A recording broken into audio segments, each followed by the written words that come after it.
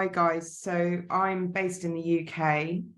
My background is in telco and digital, and I've been working with digital identity and digital inclusion for about 20 years now.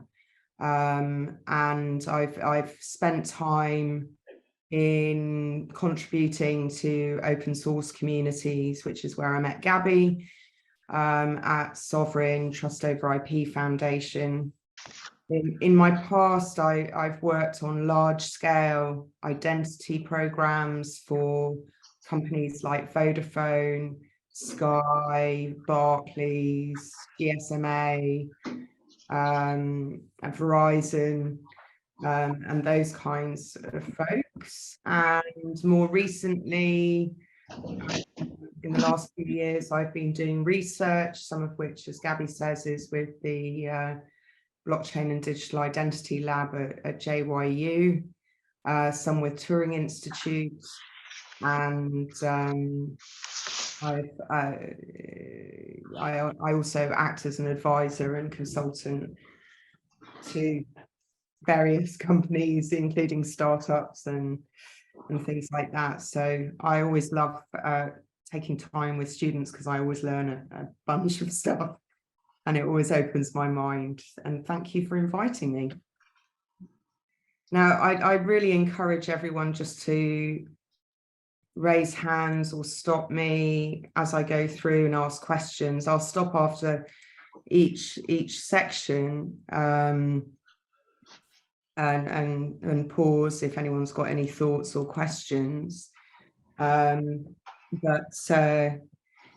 Please feel free, and Gabby, if you could just kind of watch the chat for me so that I don't miss it. Yep. So there are kind of four things that I'll jump through. What is digital identity? Because there's much debate always, and so I'll give you a basic understanding of what it is and how it functions. We'll take a brief look at SSI and some of where the kind of status in the market. We'll look at what makes up identity markets, and then the last section we'll look at the human side of it. Human harms, actually, this is the wrong title.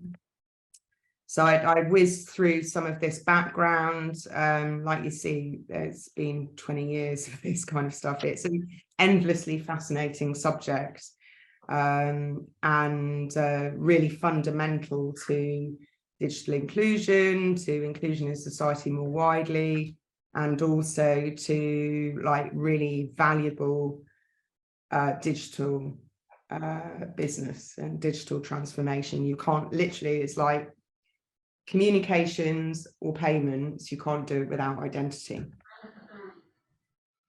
So last time we did the lecture, asked some of the participants, what for them was, what was identity? Let's start there. And obviously it's, and this is the word cloud that came out of that. So it's, identity is actually a construct in politics, in sociology, in religion, in law, in anthropology, in the form of personhood and so forth. So it's a very deep subject, and sometimes you can really get caught up in that and forget that when we talk about digital identity, we're not talking about human identity. Increasingly, the two are coming together. Our informational selves are as much part of us as our lungs or our blood, says one guy, a guy called Luciano Floridi, who's an ethics professor. But it's you kind of lose focus on the business in hand if you get too caught up in that. So it's good to kind of acknowledge it and park it. Digital identity is a set of claims or attributes or digital data about an entity. And that might be a person, often it is, but it might also be an organization or a thing. So the digital element is normally a record in a database. Obviously with SSI, that's slightly different, but it's simply a set of data about an individual. And there are two sides to digital identity. If you think about data as not being an absolute, either private or social, but as a data state. So for example, my dress size is size 8.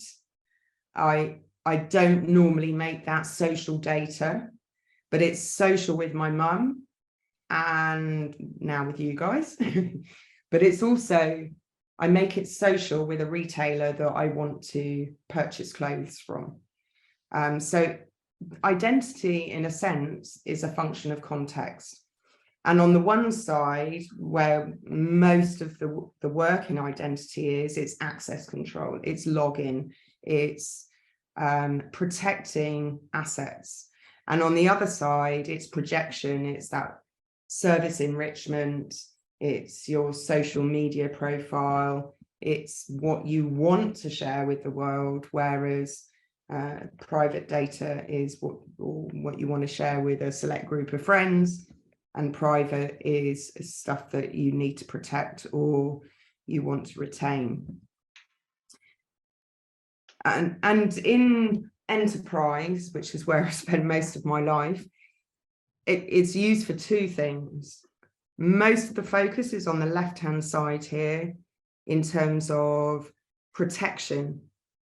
So it's in the security architecture, it's about protecting what we used to call resources, enterprise resources. So that might be data, and it might also be a building, with physical access control. It's part of compliance and risk management, and it's protecting assets of value. On the social side, for service enrichment, it's part of the sales and marketing architecture. It's about data monetization through advertising, for example. It's about CRM and sharing assets of value. So generally, the more you know about a customer, the more effectively you can sell to them. And therefore, I've lost count of the number of conversations I've had inside big corporates with the marketing team saying, we want access to your identity data, and me saying, no, you cannot. I'm protecting it. But it has a high level of value. And so determining what that social contextual state is really the essence of why SSI has come into being. Who controls what data, the data state, whether it's private or social. Any thoughts or questions? No questions in the chat, but please, if you have any questions, ask.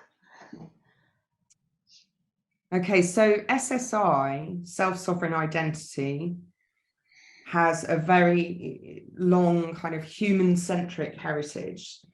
Going back about 25 years, you had this book, the Clue Train Manifesto, which really started this conversation about surveillance capitalism, and the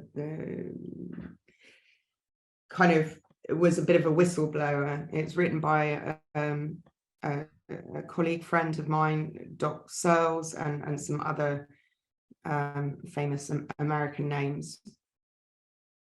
And then you had Kim Cameron, who sadly died a couple of years ago, or last year, I think. And he wrote the 7 Laws of Identity, which have really been fundamental in the industry. even today. They're regularly quoted. I was on a call with the World Economic Forum last night, and someone said we should look at Kim's laws. And his 6th law is all about human integration. Then you had IIW and Customer Commons, the Respect Network, and all of these are trying to put the human back in the center of the conversation about digital technology. You had that built on with a people-centered internet, and then you start to get into the SSI realms with sovereign and my data, which I'm sure you're all very familiar with, DIF, and which is Decentralized Identity Foundation, and the Trust Over IP Foundation, which are both at Linux. And all of them are trying to rebalance power, which is like a big old phrase, but it's very important to understand the power that data has, that our identity has, and how that's within the current system leading to imbalances and inequalities and exacerbating exclusion and digital divides and so forth. So Berners-Lee, obviously inventor of the web, really summed it up for me, and I keep coming back to this quote. It was from an interview in Vanity Fair a few years ago. He said, "We demonstrated the web had failed instead of served humanity as it was supposed to have done, and failed in many places," he told me. "The increasing centralization of the web has ended up producing, with no deliberate action of the people who designed the platform, a large-scale emergent phenomenon which is anti-human." So that's a pretty big accusation, but that's the big driver. This central point is the big driver behind decentralization, behind things like Bitcoin, blockchain, and some of the socioeconomic and business models that are emerging out of that. However, SSI has this identity problem, and I encourage you to check out the Trinsic blog, because Riley, who's their CEO, is really excellent at being very, they're really excellent posts. And he posted this one a couple of years ago, and he's done a couple of updates on it. But it's true that there is this deep discussion in the community about what to call it. No one likes the term self-sovereign because it has political overtones. It's it doesn't really describe what the technology does, and it's often misunderstood. So there are all these other terms that are used, like decentralized identity, portable identity, user control proofs, self-managed credentials, and so forth. And in the last year, that conversation has expanded further, because the other thing that the SSI community dislikes intensely is associations with the world of crypto and Web3, metaversey type stuff, because that scares governments and big companies, and they're the people with the money that the SSI vendors want to attract. And actually, I agree with Timothy. Timothy Ruff was one of the inventors of SSI, and he now runs this VC outfit called Digital Trust Ventures. And he thinks we should call it Web 5, and for him, that means the autonomous control of authentic data and relationships. So you can see there the word identity has gone. The idea of Web 5 came from Jack Dorsey, but Timothy's really built on that. And it's this, the key words here are autonomous, authentic, and relationships. So there are lots of different terms you can use for it, and I try not to I don't get too hung up on what we're going to call it this week. It depends. For me, the only important thing is communicating with whoever I'm talking to. So if the term SSI is what they're using, great, no problem. That's what you guys are talking about. Later on today, I'm going to go and see Vodafone. They use the term decentralized identity or verifiable credentials.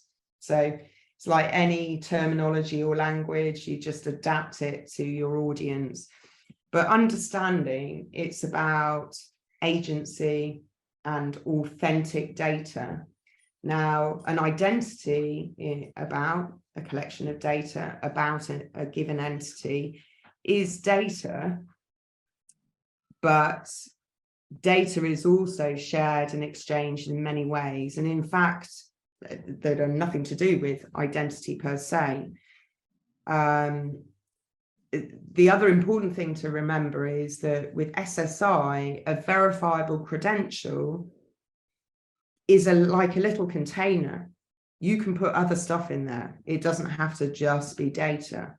You could put little bits of code in there, for example, and that's, you know, one of the things lots of people are working on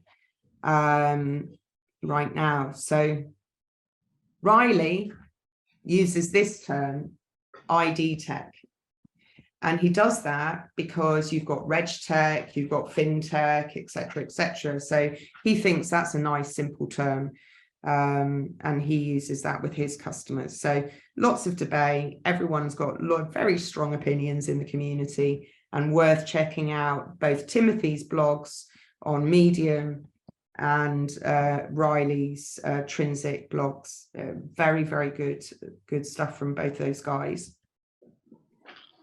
I do welcome the association with Web3, and I don't think you should turn away from it at all, because there's huge potential in tokens, not just as a means of value exchange or payments, but also for accounting within a digital identity system. And that's very important for governance, for due diligence, for audit, etc. And also for things like voting within, say, a DAO, a decentralized autonomous organization.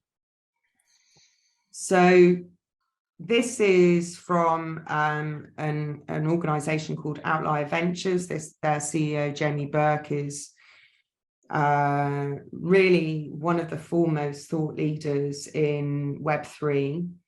And this image is from a document called the Open Metaverse OS. And I like it because it kind of lays things out in a nice, clear way. And it gives you that context of where self-sovereign identity is being used. Now, there's some debate as to whether most implementations in Web3 are in fact properly self-sovereign, because they don't necessarily use all of the same standards that you might use if you were, you know, they don't use the Hyperledger Stat, for example. But I think kind of spiritually and in terms of the economic and organizational side of what SSI enables, you need to keep tabs on and learn from this Web3 community. Of course, I'm sure you've seen this before. This is from the Trust Over IP Foundation, and the importance of the reason I'm throwing it up here is, first of all, the layered model is very important. There are some debates, and my personal view is that really the key layer is not verifiable credentials, trust tasks, but this layer, the peer-to-peer communications, which might be DIDCOM or might be some other kind of communications protocol. And that's because the communications alone share even a small amount of data. And remember what we said was it's relational. Yeah. The other fundamental factor here is that it's a socio-technical system. It's not just a bunch of technology. So that's expressed at Trust over IP as a governance stack and a technology stack. But I encourage you all to check out what socio-technical systems are. It's actually something that was considered for HR management, human resources management. But in our decentralized world, we can think about it in applying overall. That means that there are many other aspects that you need to consider. It's not just what the technology is or what the business rules are or whether corporate risk and compliance are going to sign off your project. You have to think about behaviors and relationships and existing organizational structures and objectives and incentives within the system. And I know you're going to be working with the ecosystem governance compass, and incentives are right in there. And that's why it's a very, very useful tool, because it forces you to consider this socio-technical system, which is above and beyond the technology. Oh, thank you, Taya. Thank you for putting those in the chat. Of course, you're welcome. So obviously this is not a complete overview of SSI, but these are just some key points that I often have in my mind. So SSI is one of the first identity architectures ever developed. In fact, I think it is the first that is for people, organizations, and things. And until SSI, there were separate identifier systems for things like RFID and barcoding and things like that. They weren't identity, they were identifiers for things. Now, with SSI, all entities are equal, okay, as far as the technology is concerned. And that's very important because obviously we've got things like smart buildings, we've got the Internet of Things, smart cities, smart homes, smart everything. And all of these things, the car, the building that we walk into, humans have relationships with. And importantly, from the point of view of an identity system where you're looking at flows of risk and liability, a human at some point is related to that thing, so that if it goes wrong or it hurts someone, then someone is liable. It is relational. It is about edges and not nodes. Every other identity system is about the nodes. It's about the entities. But because of these P2P relationships that draw, every relationship has an element of data that builds up the context and makes it kind of fit for purpose. The person is the point of control and integration. Now, lots of debate about control.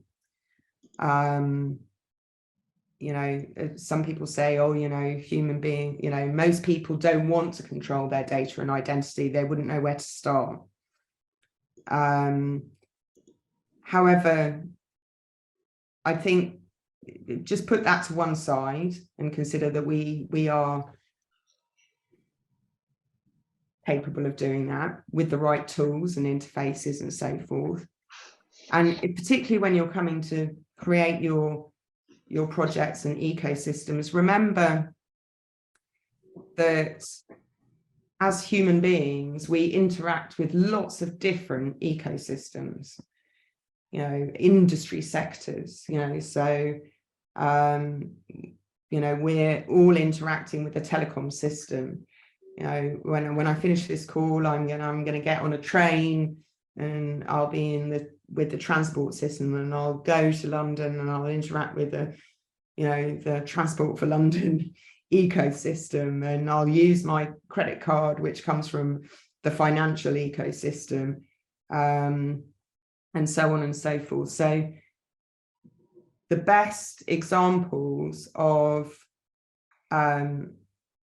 ecosystems or projects that use SSI take this point of the human being as the point of integration and relationships with different types of service providers. So that means go for a segment, older people or students, or mums with kids, or teachers, or so think about these different types of relationships interacting with different types of ecosystem. Obviously, it has cryptographically verifiable proofs, and in the main, that's using the blockchain, but not always. It is just a thin enabling layer. Although we've got the full stack and application ecosystems, much of that, the top two layers is largely hidden from human beings or from users, as it should be. We don't understand how SS7 works as a standard in telecoms networks. We don't need to. We just pick up the phone and we make a call. And it should be the same with SSI. Largely, these ecosystems, there are a bunch of different sets of principles, I should say. I've just picked this one out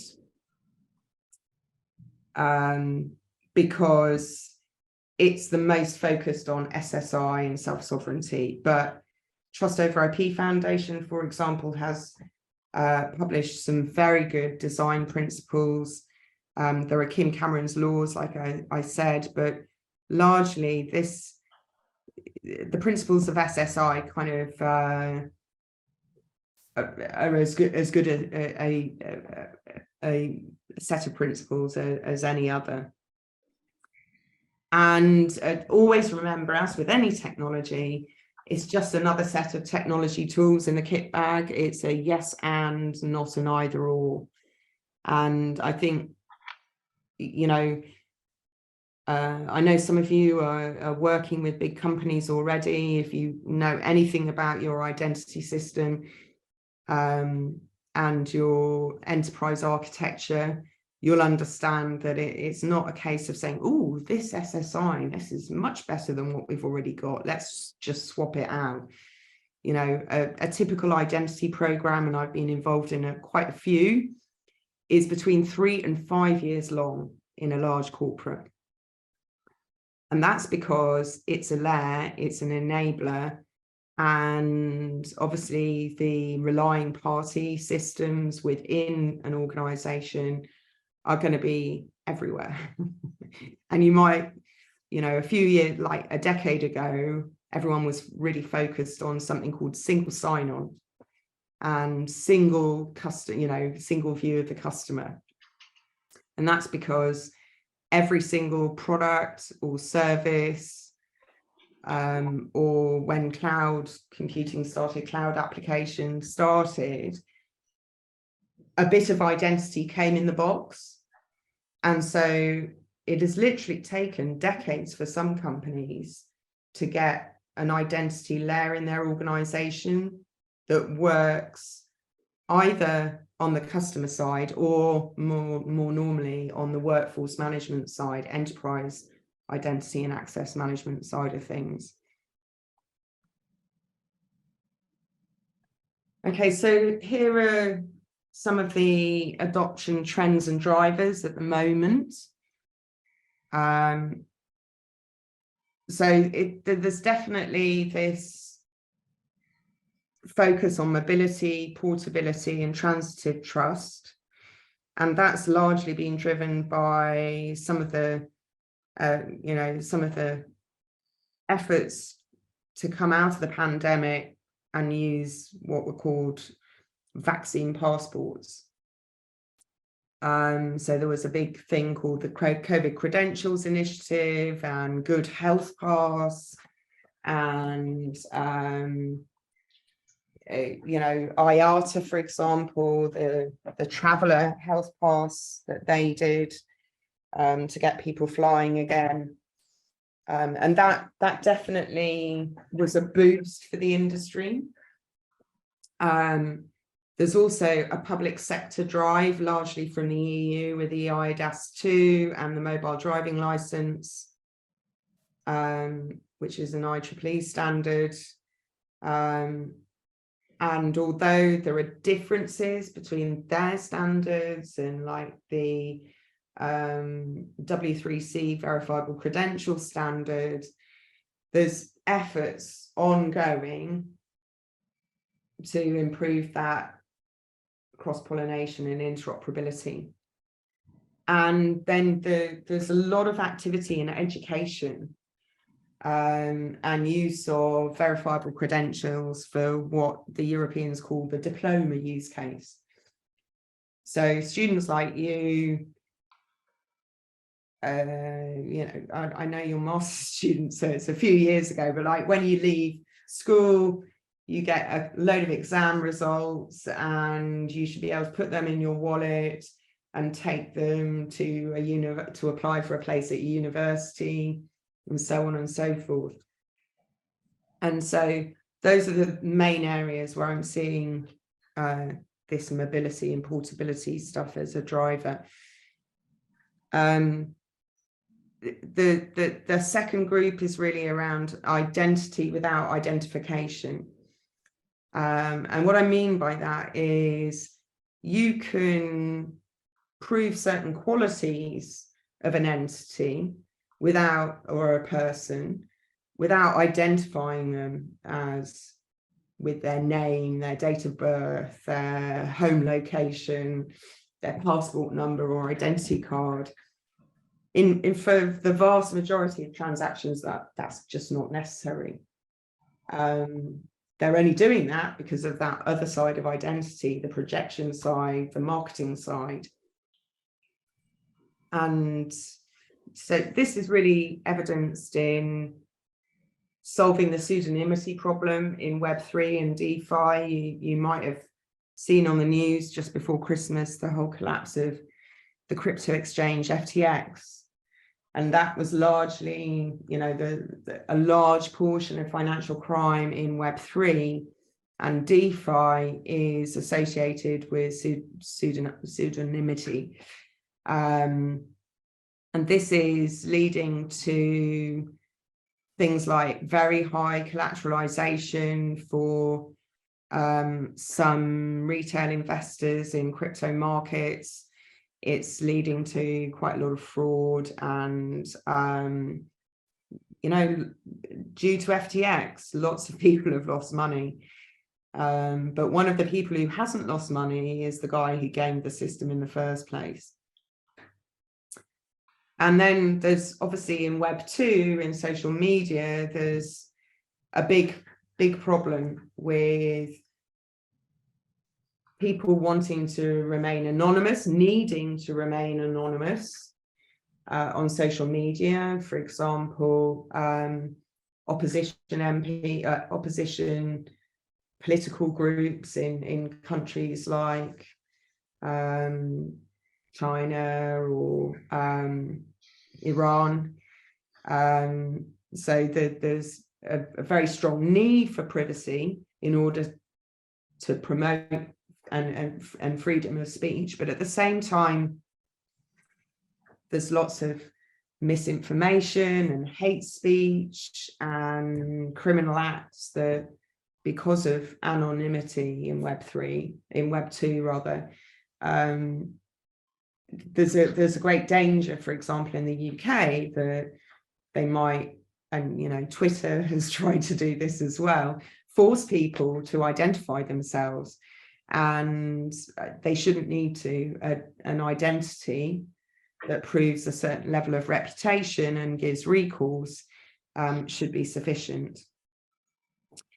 And also to enable the protection of vulnerable people or vulnerable customers. So I'm pretty certain this also happens in the EU, but in the UK, like utility companies, banks, public sector, all have a regulatory obligation to identify vulnerable customers, to communicate with them appropriately, and to treat them fairly.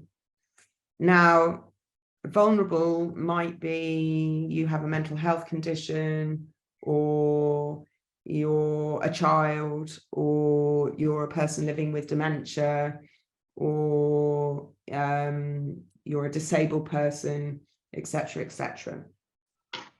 And again, you don't need to identify who they are necessarily or know lots of information. You should just be able to have that proof that you have a kind of vulnerable status, and that will help to maintain privacy.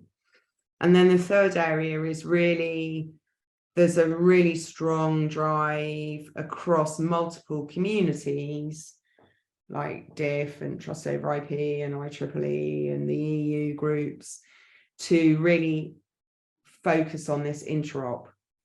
I mean, there are something like, I think there's over 50 DID methods, and there are several dozen forms of verifiable credentials or digital credentials. And achieving obviously scale and mass adoption and unlocking these qualities like portability and mobility depend on interop. So I just picked three initiatives that I'm particularly excited about. So first of all, the W3C approved the DID spec last year, which was a real very, very significant decision, because it had been fought by the likes of Mozilla and Apple and Google. Then just started at the end of last year is the Open Wallet Foundation.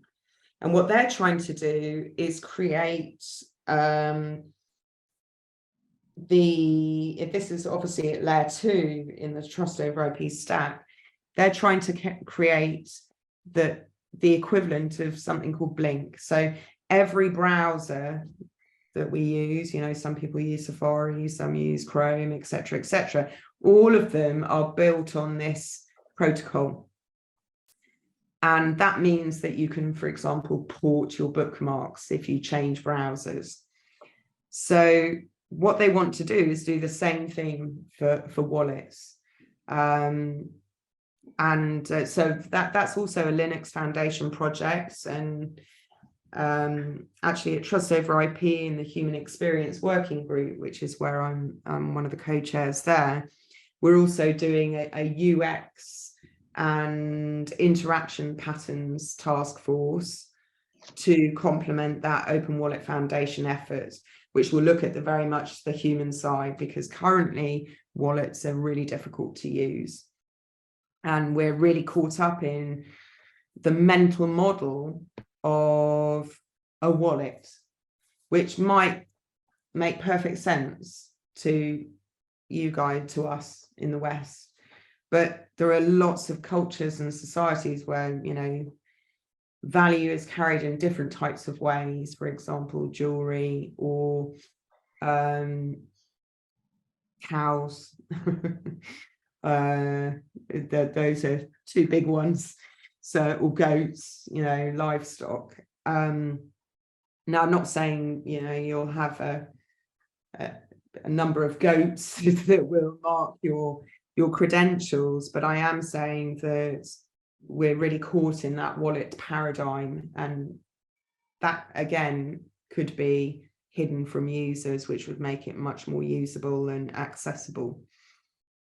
And then trust over IP are just starting some work on a trust spanning protocol, which includes a roadmap to have a much more modular approach to things like governance and how that interacts with various elements of the technology. Sorry, I'm the dog. So I can see a question here. Is the identification of the vulnerable people by the institutions not contrary to SSI? In this case, who verifies, authenticates the status of the customer? Good point. Actually, what I quoted at you was the regulation here in the UK. But because of reasons of privacy and other regulations, that identification is purely based on the customer saying something, and they don't need to prove it. So if I say to my utility provider, or actually I'm going through, you know, I've got some sort of mental health condition, that should be enough for most vendors. Where it slightly changes, and they will require some sort of proof, is if, say, a social tariff needs to apply. So let's say I'm living on benefits, and therefore I'm classed as vulnerable. And if I can prove that, then I can get discounted rates from the electricity company. And in that case, SSI could support that. As far as I'm aware, no one's implemented this. I'm hoping that I'm going to be running a project next year, which will, or later on this year, which will implement that. If you are a student on the course, oh, okay. So remember, it's these P2P relationships, and making a claim, asserting, projecting an aspect of your identity. If it requires proof, then it requires SSI, but for most of these organizations, they shouldn't require proof. And to be honest, I hate that term vulnerable. Very few people would class themselves as vulnerable. They just want to have a personalized and respectful service from their service providers. So, for example, one of my colleagues is he's blind. There's no way he would identify himself as vulnerable, because he's a very successful executive, and he wealthy and so on and so forth. But he really struggles to get the correct communication, that second element of the regulation, from people in the service providers he uses, because everyone wants to use text or chat or something like that, and his screen reader can't really cope with it. He just wants you to pick up the phone and talk to them. So it could be some simple stuff like that. How are we doing for time? Okay, I'll speed up a bit. So here are some of the adoption barriers. So basically, remember I told you it can take 3 to 5 years to implement a new identity capability in an organization. And identity works pretty well. In most cases, certainly to the interests of those that provide the identities. So, you know, there's we say in the UK, if it ain't broke, don't fix it. And there are also these entrenched business models in the platform economy, which rely on B2B2C value chains. And actually, I'll show you some stats on the industry later. The growth markets are all in this kind of inferred identity, in consumer identity and access management with predictive analytics, and they underpin advertising and retail business models. So that right-hand side of identity is, that's where the money is. And unless there's a focus on what's called VRM, vendor relationship management models, and if you're interested in that, look at Project VRM, which is a Harvard project run by Doc Searles. Then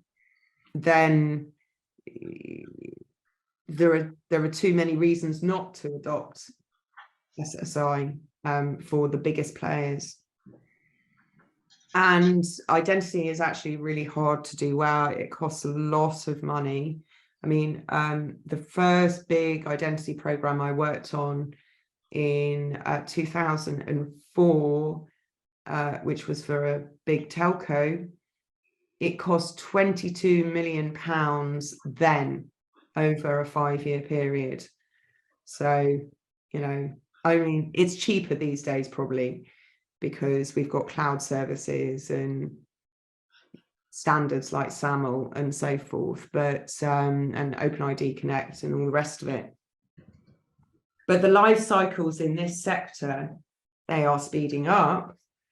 But whereas if you think about different generations of mobile technology from 2G, which was digital, GSM, then you had like 2.75, then you went to 3, then you went to 4, now we're talking about web, you know, G5. That's all in the last like 15 years or so. Whereas every sort of 3 years you get a new generation of that tech. Whereas in identity, the cycles are more like 7-8 years. And actually, if you really think about SSI as a next generation of identity technology, then it's like 10, 20 years. So it's not very sexy, identity. It's all about compliance and security and risk management. And so it's never seen as a top line value, or rarely seen as top line value in organizations. Primarily it's a cost, just a cost. It's not a P&L. Okay, I'll pause there. Any thoughts or questions? Okay. So I believe that just came a question from Benjamin. So how will businesses benefit from SSI, considering marketing is targeted currently? Well, I don't know if you heard yesterday or the day before, Instagram announced that it would no longer sell targeted advertising to children, that you would no longer be able to buy advertising and audience by gender and interests. This is the important one. So if I buy advertising on a meta property like Instagram, I will buy audience, and I will buy normally in key value pairs, nothing very sophisticated. I will buy attributes based on the interests and websites that I visited using my Facebook ID.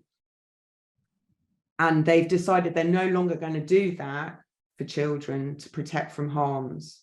They're not even going to identify the gender, which makes it much more difficult to effectively target. And I can see that kind of trend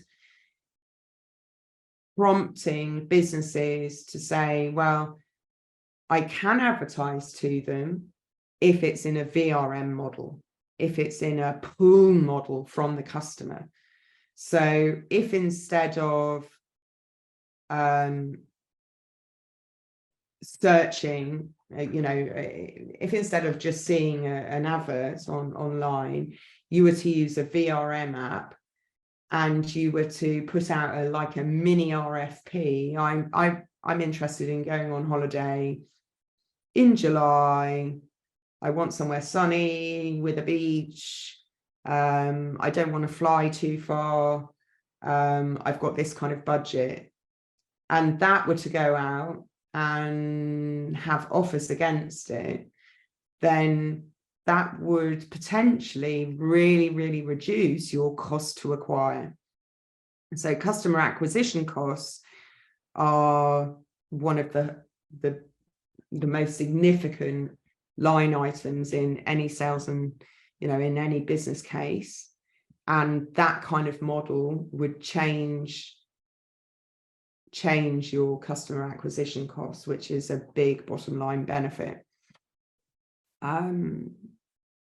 Does that work for you, Benjamin? Any thoughts from you?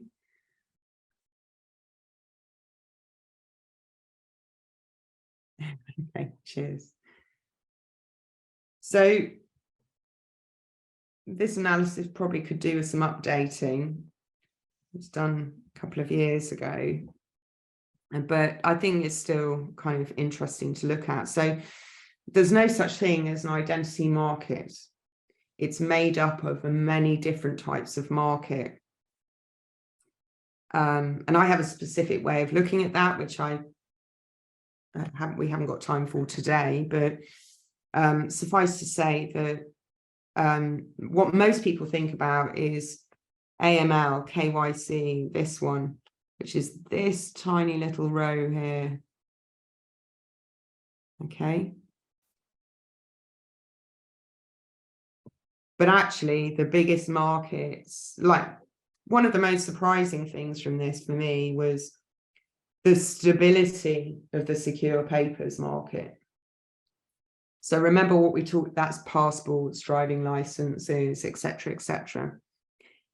So when we talked earlier about identity of things, there's an opportunity there. And look how stable that is, just regular money in the bank. ID and V, which is kind of related to KYC, but slightly different. That's a reasonable size chunk, and that's growing. There's MFA, multi-factor authentication, always a good one. And passwordless authentication, passwordless login is obviously a massive trend in the identity market at the moment. But the big ones are predictive analytics, consumer IAM, and secure papers. Enterprise IAM is pretty consistent. Like all of them are growing significantly, but because of it's a relatively restricted market, enterprise IAM, because the number of huge organizations or big organizations that's going to have their own IAM and not use a cloud implementation is fairly static. And that's an open spreadsheet which you can access from that URL. I'll send this deck to Gabby afterwards. And then Trinsic, remember them? They did this global VC adoption tracker. And I did some analysis on that, which shows that, that shows where the kind of wealth, you know, where's the uptake of verifiable credentials. And obviously geographically, there's a skew towards Western Europe and North America. Only at the time, only 25% were live in production, but that, again, it was a year or so ago. I haven't, unfortunately, had time to update this. And there's not much new data, to be honest, in the tracker. I think this was very interesting. 2/3 are in governmental health, which is, I find kind of sad on the one hand and surprising on the other.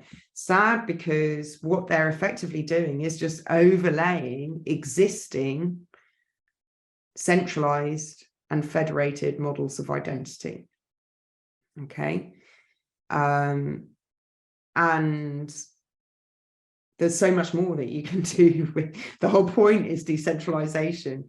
So, but I understand why governments are the guys with money, and worrying, because health, high stakes, high risk, high value. I can understand why they're using it in health, but it does worry me. I'd rather they used it in entertainment first. I see someone has a raised hand.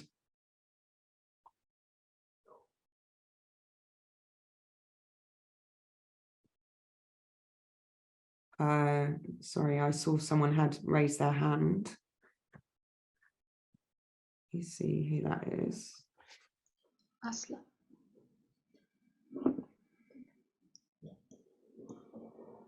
Okay, sorry, that was by an accident.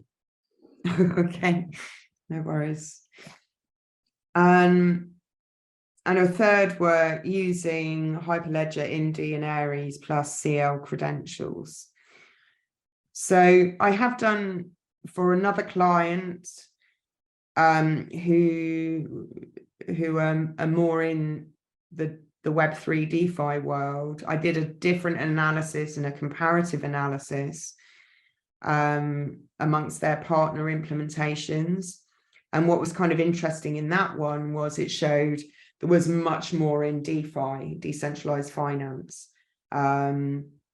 And obviously the governments are not really joining the Web3 party, so that wasn't there. And there were also some interesting applications in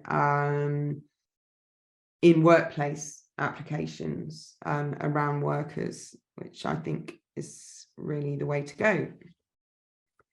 So there is a lot of concern in the industry right now about these barriers, why adoption is not really, you know, why is the money not flowing through? We're in the trough of disillusionment at the moment, which is good. We're past peak hype, but it's tough for many of the entrepreneurs and businesses in the industry.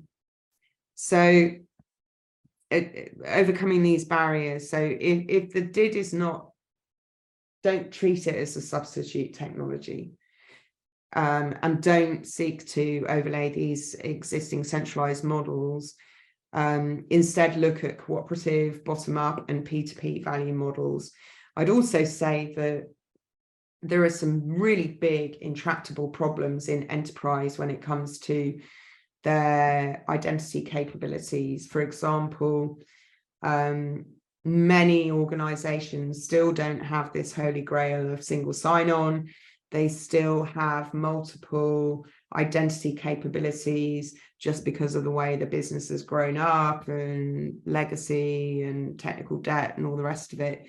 Therefore, you have problems around brokerage and what's called identity brokerage, and in digital transformations, moving people from one system to another can be very problematic. For example, many enterprises rely on Active Directory from Microsoft. Obviously, Microsoft have their own SSI implementation with Ion. But I still think there's a big role for SSI to play in supporting the solving of some of these intractable problems. Particularly if you think about hybrid cloud and on-premise implementations and the whole brokerage and orchestration functionality that needs to come in there. In terms of the entrenched business models of Web 2, I would say, counter to many of my colleagues in this sector, just go for the whole Web 3 thing, you know, and think about points of intersection and hybridization, for example, off-ramping crypto or AR applications, or access to DeFi. So if I want to use a fintech app, then I can use open banking in the UK, and I get a credit score. Whereas and what about a reputation bridge? What about using SSI to port that credit score into Web3? So think about the intersects. And then, like I always say, no one buys identity. No one comes to you as a product manager or a consultant or whatever it might be and says, I want a bit of identity, a bit of login in the morning. No, it's what's the business problem? And then identity, like everything else, will be one of the things that supports that and is part of the solution. So an example of thinking differently. So I like this example. It's not to do with SSI, but it just kind of, you know, I've worked in innovation for a long time and there are lots of different techniques, but I love this flip technique, this kind of what if technique. What if we were a fast food retailer, but we didn't cook any food? Like, how does that work?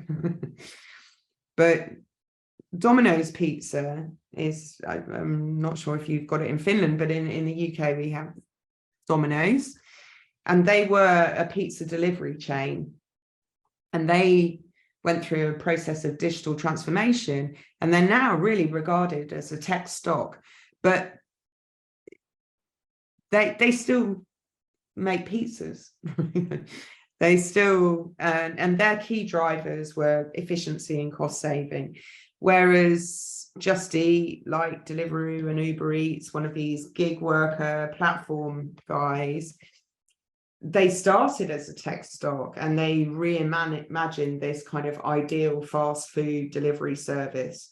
And their drivers were disruption and profit. So obviously, I'm not a big fan of the platform economy because of the quality of work and the way they treat people in their so-called self-employed delivery drivers.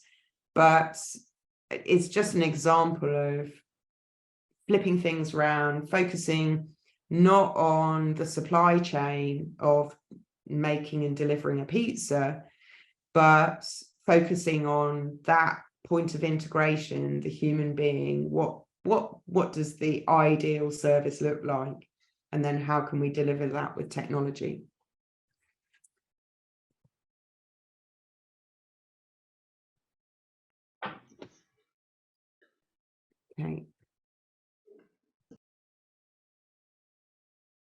Okay, so I mentioned Luciano Floridi earlier, and this is like what drives my passion around identity and user-centric identity, or SSI, and that is this relationship with human dignity. So I started by saying, actually, human identity and digital identity are different. But over the last few years, I've done some ethics studies, some anthropology studies, and I've come to an understanding that what defines us as human, these qualities of personhood, and which are the root of all human rights, is this thing called human dignity. So, as I mentioned, Luciano Floridi is a philosopher who specializes in like digital worlds. He says, so we don't, and I encourage you to listen to this podcast, it's excellent. We don't allow people to sell their organs, even if they are their own organs. We don't allow people to prostitute themselves, even if they are in charge of their body. Likewise, there are some information that constitute an individual. They should be protected as we protect their identity. Now, in that respect, privacy, personal identity, human dignity is the preamble that supports the whole Declaration of Human Rights. So it took me nearly 20 years to get to this point of understanding why is it so important, but it is about the dignity of people. And it's about all dignity of all people, because inclusion is a fundamental driver for that word that we've all been learned to understand as a result of the pandemic: resilience. Climate change, resilience. What does that really mean? Well, we understand that because of the pandemic, largely, I mean, all of these quotes predate the pandemic, but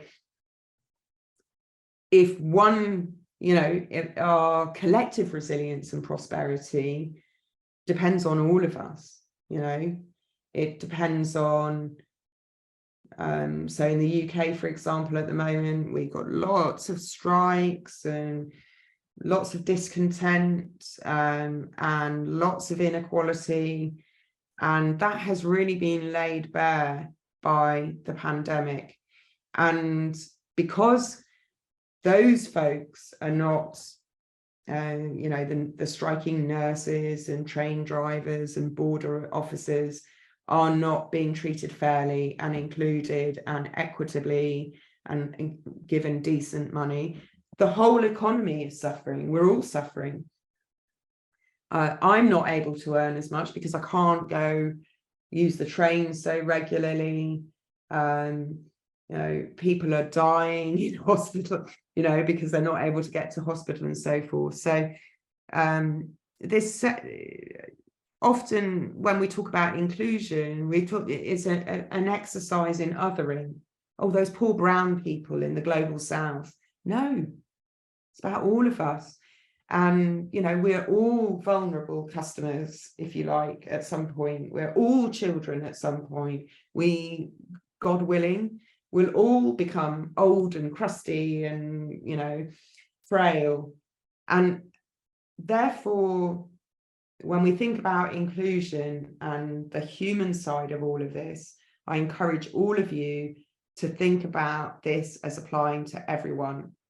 It's not either I work in a really nice, high value, highly monetizable segment of the industry, or I do something that's, purpose-led and good for the world. That the two are one in my view, because of this central element about collective resilience and prosperity.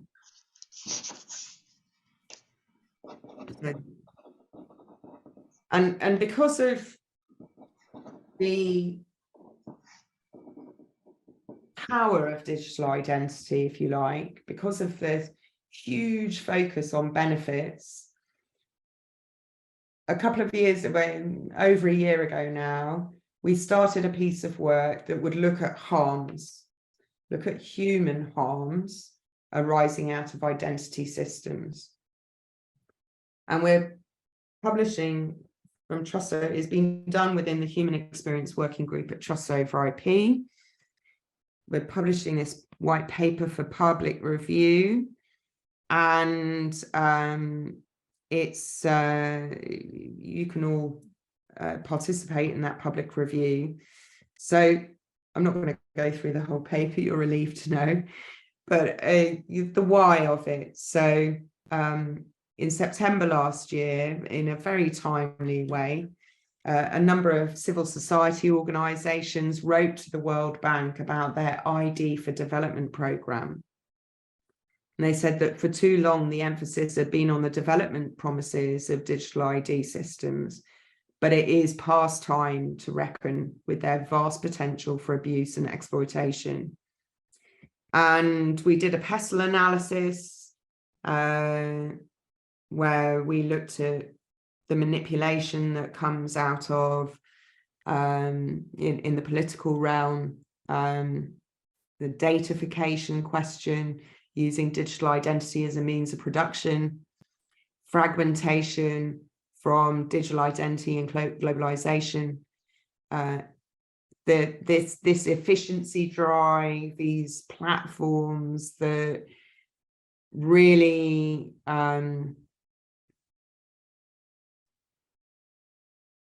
they in a bid for efficiency, human beings just become another entity within the system, and the whole dissociation piece, anthropocentrism, and the impact that then has on environments and communities.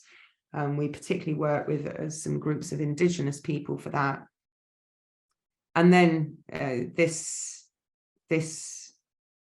probably the most destructive element, this indelible link between legal identification and digital identity, and where digital identity becomes a function of the nation state. And if you want a dystopian view of that, look at what happens in China. There is no privacy. It's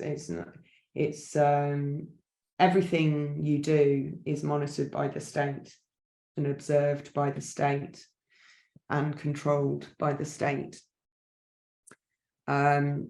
And each element of the why is illustrated with real stories about real people. Oh.